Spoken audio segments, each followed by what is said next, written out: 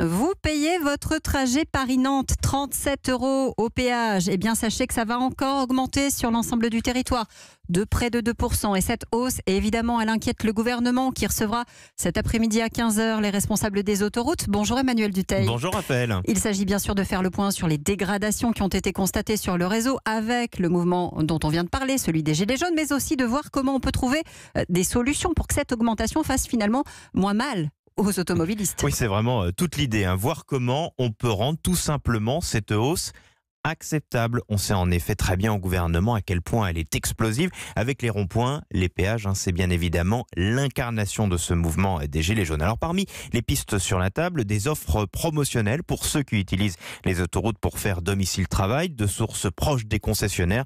On estime que ça pourrait représenter environ 2 millions de personnes. Il existe déjà aujourd'hui sur quelques tronçons des offres. Le gouvernement voudrait les renforcer, les généraliser. Dans l'entourage du ministère des Transports, on est assez clair. On veut des propositions intéressantes et qui répondent aux demandes des usagers. Du côté des autoroutiers, on a bien une idée pour limiter fortement la hausse des tarifs sur les prochaines années. Allonger la durée de concession, c'est-à-dire leur donner pendant plus longtemps.